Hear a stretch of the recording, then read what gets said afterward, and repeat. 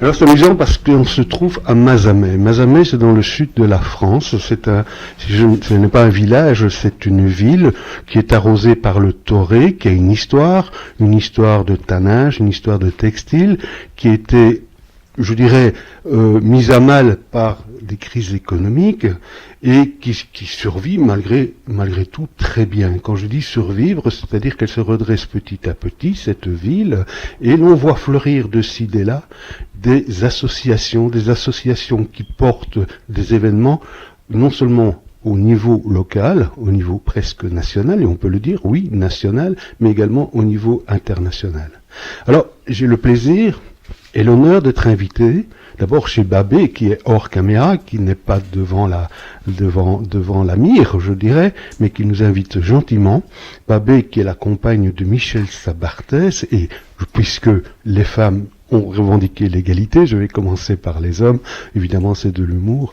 Michel Sabartès, qui est le président de l'association du Tarn. Mais vous allez compléter ce nom parce que je mélange tout.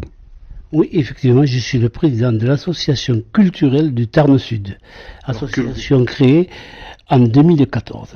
Alors culturelle porte bien son nom puisqu'elle est la pierre angulaire d'un salon, un salon du livre. Évidemment, créer un salon du livre, on en voit fleurir de ci, de là, c'est une gageure, ce n'est pas évident, c'est porter un événement quasiment seul.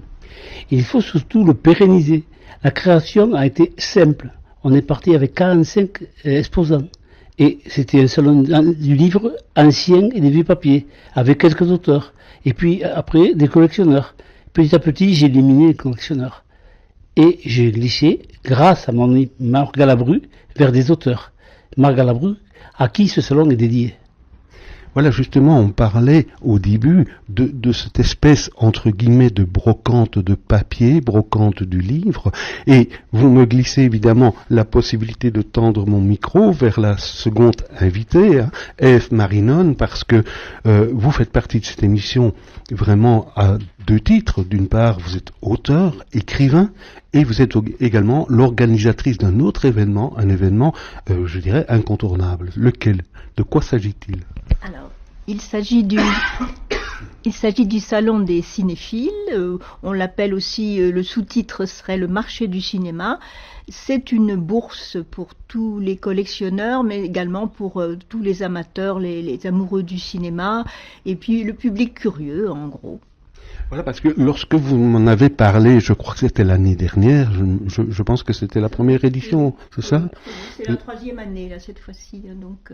Voilà, pour moi, c'était pas très clair, parce que lorsqu'on parle de cinéma, moi, je vois la toile, et évidemment, les images qui se balancent sur la toile, là où on pleure, on frémit, on aime, et puis où tous les possibles sont présents dans les rêves, mais non, pas du tout. Vous, ce que vous proposez, c'est plutôt une sorte de marché de collection.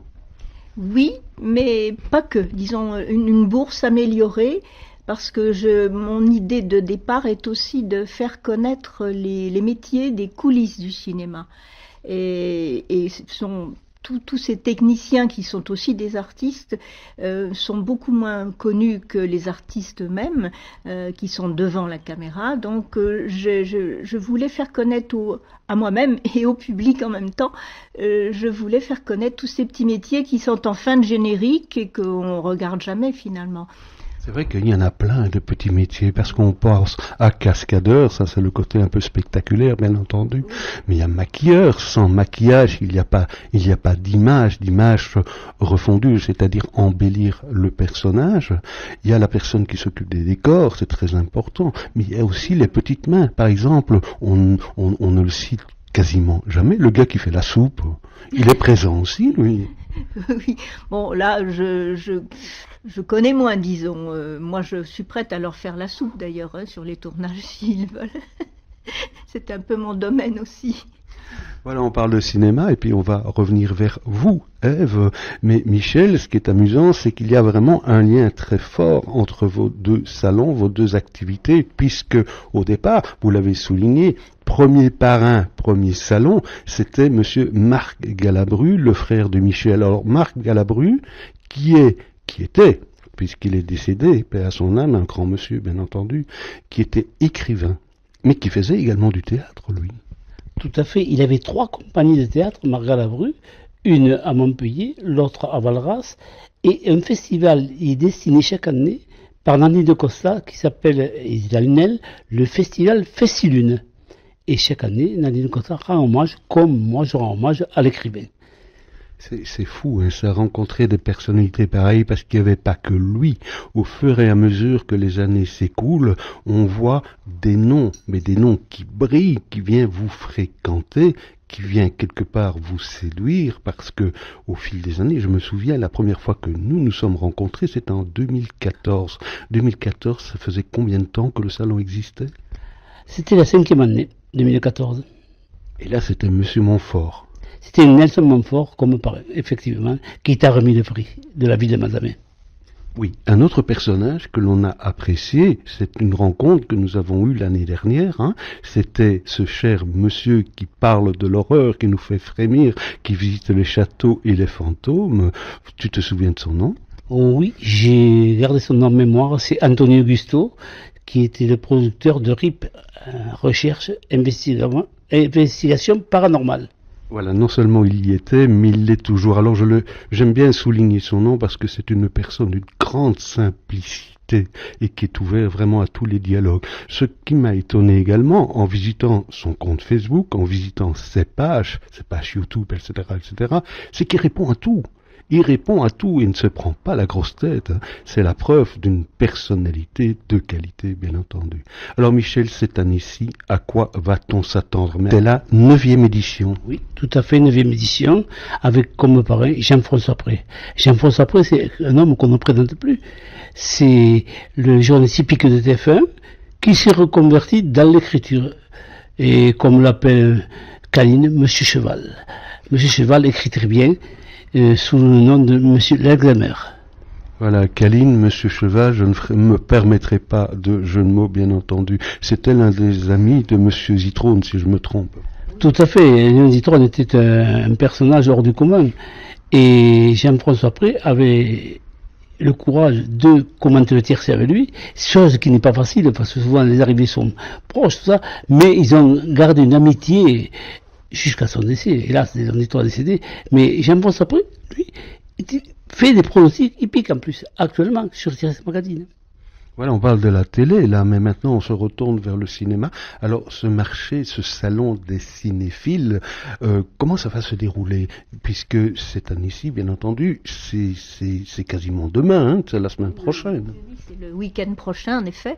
Ouais, c'était la date, hein, parce que l'émission est en différé. Tout à fait, 7 et 8 avril. Voilà, il commence le samedi à 11h et se termine à 19h. Et il reprend le lendemain dimanche à 10h pour se terminer à 17h. Pourquoi aussitôt? Parce que nous avons pas mal d'exposants qui viennent de très loin et qui souhaitent repartir faire la route. Voilà. Oui, c'est important. Alors, on va peut-être décrire de quoi il s'agit, parce que pour moi, c'est toujours une nébuleuse. Hein. On parle de cinéma, bien entendu, on parle de cinéphile. Cinéphile, ça cache un petit peu le mot collection, collectionneur. Alors, comment ça vient? C'est d'abord, d'où est née cette idée? Alors cette idée, elle est née de Belgique. Ah bon? Oui. J'étais à Mazamet, moi, et j'ai rencontré à Paris, à l'occasion d'un séjour, un jeune belge, qui m'a parlé de la ville où il était, qui est Mons. Et il voulait monter une sorte de salon de collectionneurs parce que c'est un monsieur cinéma, lui. Donc il m'a dit, pourquoi tu ne ferais pas ça aussi dans ta ville? Je dis, bon, pourquoi pas, j'adore le cinéma, j'ai moins de connaissances que toi, mais on pourrait essayer. Et donc nous nous sommes mutualisés en quelque sorte. Bon, malheureusement et curieusement, c'est le nôtre qui a été pérennisé et le sien n'a pas eu lieu parce qu'il n'était pas maître de toutes les données. Il avait un président d'association qui était moins sympa que moi, peut-être. Voilà, donc, oui, il faut le dire. Moi, je reste toute seule, je suis restée toute seule avec ce salon, mais lui, depuis la Belgique, m'a toujours soutenu un maximum, m'a envoyé beaucoup de gens intéressés. Alors, il faut dire que c'est quelque chose qui n'existait pas dans le Sud. du tout. Nous avons des salons qui sont des bourses de photo-cinéma, mais dans ces bourses photo-cinéma que j'ai un peu fréquentées, il y a à peine 10% de cinéma et puis tout le reste c'est de la photo. Et j'ai voulu rester vraiment, vraiment sur le cinéma. Et je sais que tous les exposants qui viennent chez nous en sont reconnaissantes parce qu'ils considèrent que ce n'est pas la même chose. Alors, je voudrais surtout préciser qu'il y a une erreur qui se fait, et beaucoup de personnes pensent que c'est un festival. Or, un festival, il y a projection de films. Nous ne sommes pas un festival, il n'est pas dit qu'un jour nous ne pourrions pas opter pour ça, mais pour l'instant, ce n'est pas un festival, c'est un endroit où les collectionneurs peuvent acheter des affiches, des livres, des vinyles sur des bandes originales de films, des costumes, des décors, quelque chose comme ça, et des vieux projecteurs, des caméras, de la pellicule ancienne argentique. Mais il n'y a pas que les collectionneurs, je l'ai vu puisque nous sommes à la 3e édition là. J'ai vu dans les 2 autres éditions qu'il y avait un énorme public, pas obligatoirement cinéphile collectionneur, mais qui a trouvé plein de petits gadgets amusants et je pense que ça peut aussi encourager les gens à s'intéresser de plus près encore au cinéma. Voilà. Vous me volez presque ma question et je vous en remercie. Et alors j'ai envie de me retourner vers tous les deux parce que d'un côté on a ce salon de cinéphilie, si l'on peut s'exprimer ainsi. D'un autre côté on a un salon du livre, salon littéraire, mais qui touche directement au cinéma puisque de loin en loin on trouve des acteurs, des personnalités relativement connues. Il y a quand même du people qui vient à ce salon, Michel. Alors pourquoi travailler séparément? Pourquoi ne pas créer une synergie? Alors, on travaille main dans la main. Mais cette année, j'ai le docteur Olivier Kowalski qui vient. Qui c'est qui me l'a envoyé? C'est Michel Berreur. Michel Berreur qui vient chaque année et qui est le parrain, à vie, je pense, du Salon du Livre et du cinéma. Parrain d'honneur. Donc on pourrait imaginer un jour, pourquoi pas, là j'affabule bien entendu, on pourrait imaginer un jour cinéphilie et avec un fondu enchaîné que l'on passe sur la littérature, parce que l'un n'est pas éloigné de l'autre. Un film se base sur un scénario ou à partir d'un bouquin. Donc il y a quand même une... C'est de la culture. Ça reste hein, c'est de la culture. Plus que ça, ils sont directement liés. Sans écrit, il n'y a pas de film. Oui, tout à fait. Mais le livre, il faut qu'il soit réécrit en scénario. C'est un autre travail. Ah oui, c'est tout un travail. Et c'est tout un travail. Certes, au Festival de Luchon, ils arrivent à prendre, ou au Festival de Rias aussi, qui est connu, ils sortent des livres et des scénarios pour produire des films. Alors évidemment, qui parle organisation, parle financier.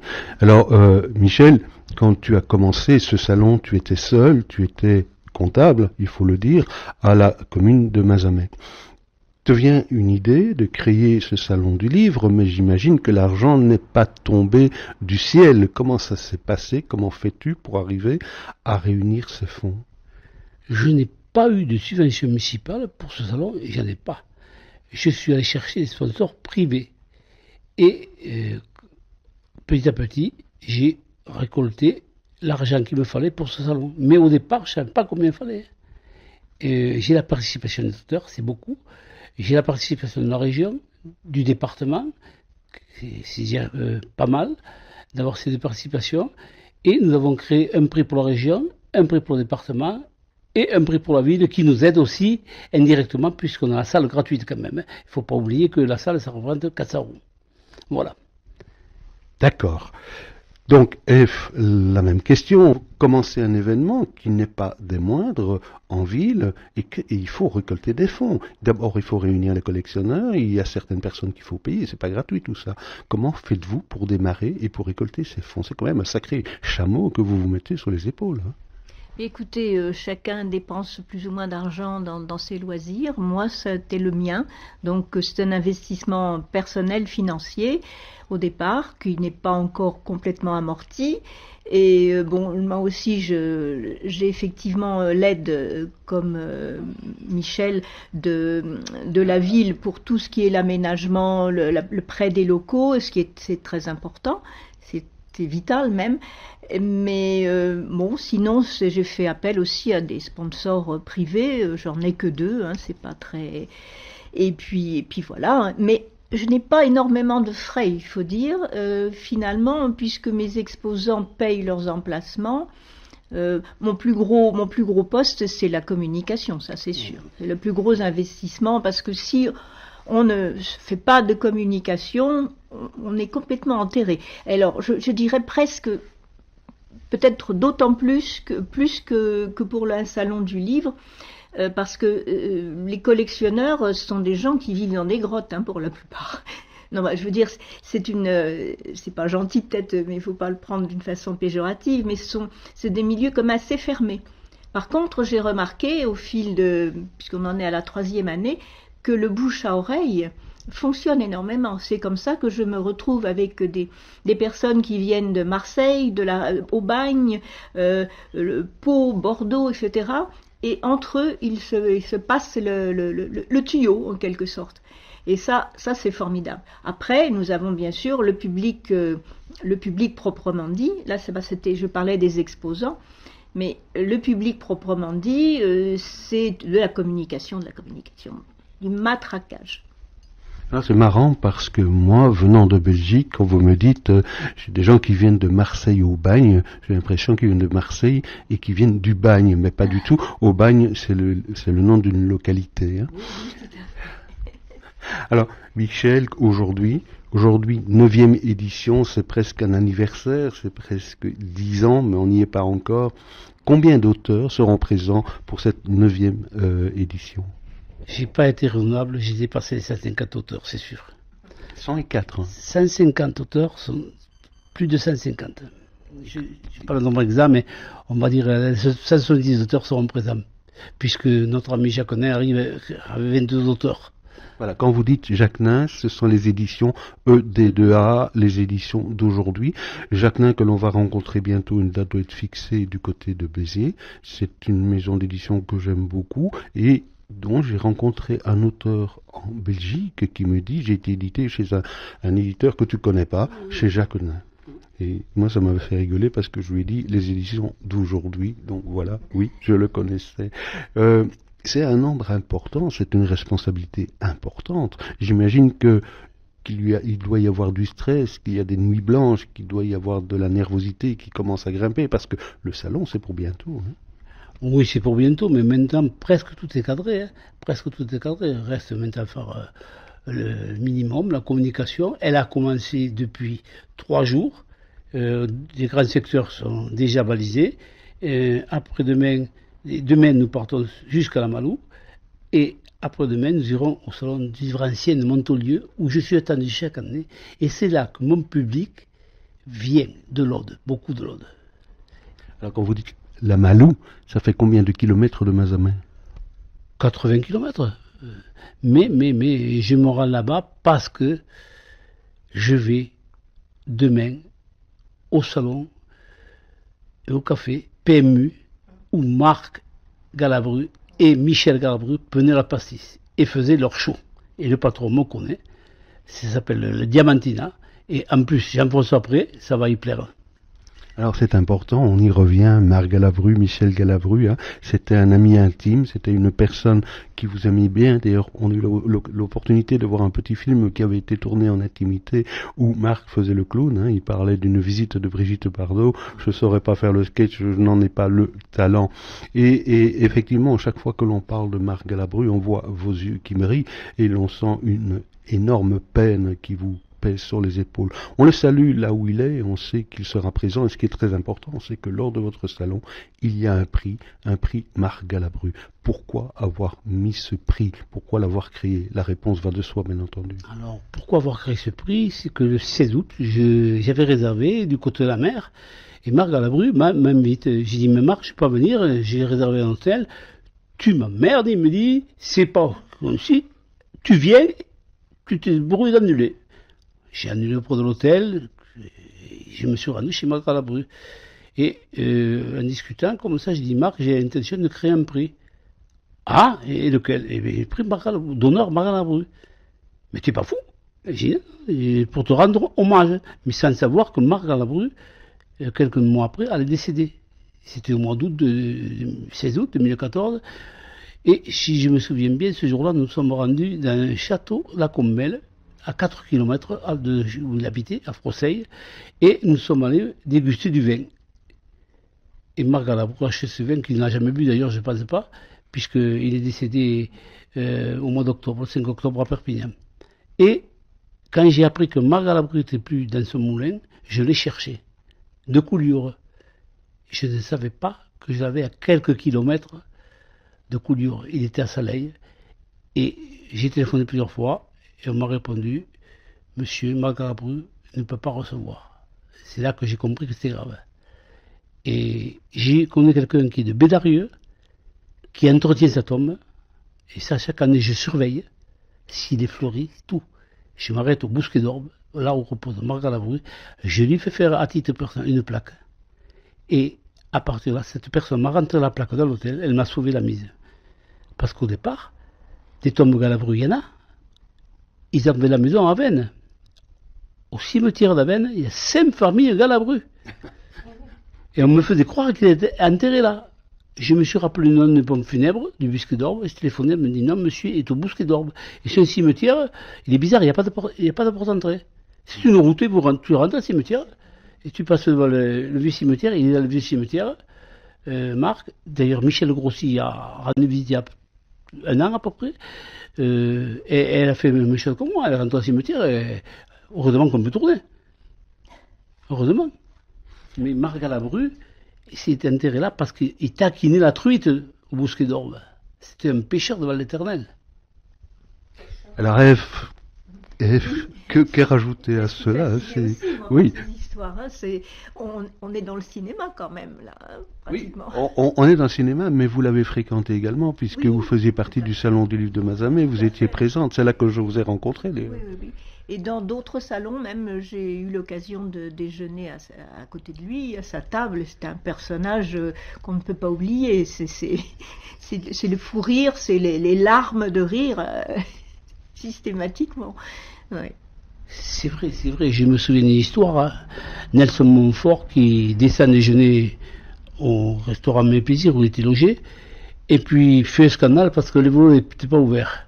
Marc Galabru descend en peignoir. Il a fait un cadrage débordement, il a tout compris, Nelson Montfort avec lui. Qu'à rajouter de plus? Alors F, votre 3e salon cinéphile, va bientôt débuter, le rideau va se lever, je vous souhaite toute la chance et le soleil qui peut éclairer votre salon et votre vie également. Alors moi je propose, cette année-ci on avait essayé de planifier un rendez-vous à ce salon, malheureusement mon agenda était complet, j'en suis désolé. Moi je propose d'être présent avec le studio RCF l'année prochaine, hein, rendez-vous est pris si vous le permettez. Michel, votre salon, 9e salon, nous serons présents avec nos studios, nous serons sur place pour interviewer en différé, bien entendu, la plupart des auteurs, mais également, lors de la remise du prix, nous serons en direct. Nous serons en direct et j'aurai le plaisir de commenter cet événement. Alors à tous les deux, à bientôt, merci d'avoir répondu à ces questions, merci d'avoir gentiment accepté ce challenge. Au revoir. Merci à vous. Merci beaucoup. Merci à vous. Merci. Ça va? Alors, on a survolé évidemment les invités d'honneur des salons du livre de Mazamet, salon international, et on n'a pas parlé des vôtres. Eh bien, donc, la toute première année, la première édition, nous avions Michel Béreur, qui est un comédien cascadeur, qui a tourné la plupart des films avec Belmondo, Jean-Paul Belmondo. Quand c'était pas lui qui faisait la cascade, c'est lui qui l'a préparé pour Jean-Paul Belmondo. Il a tourné aussi dans un James Bond et puis plein d'autres films. C'est quelqu'un de très charismatique, de charmant. Et il nous a fait le plaisir et l'honneur donc d'être le parrain pour la première année. si bien que maintenant il est devenu le parrain d'honneur à vie. Et d'ailleurs, il revient cette année. Il est revenu l'année dernière et il y revient cette année. Et les Mazamétains me demandent, est-ce qu'il y aura Monsieur Béreur? Parce qu'il a beaucoup plu. Donc il nous avait fait son petit show, on a fait une table ronde avec le public, il a répondu à toutes les questions, il a raconté plein d'anecdotes et les gens étaient fascinés par son métier. Et l'année dernière, donc, nous avons voulu continuer à faire quelque chose en rapport avec les coulisses et j'ai fait venir de Paris un bruiteur qui nous a fait de très très belles démonstrations aussi. Le public là aussi a été encore un peu tétanisé. Et puis cette année, nous avons carrément un plateau de tournage qui est reconstitué avec un jeune réalisateur, David Roca, qui est mazamétain en plus, ce qui ne gâche rien. Et il vient avec toute son équipe de techniciens, alors ingénieur son, ingénieur lumière, maquilleuse, cadreur, script, etc. J'en oublie, ils sont 7 ou 8. Et ils proposent des ateliers d'initiation au cinéma pour adultes et pour enfants, les enfants de 8-15 ans.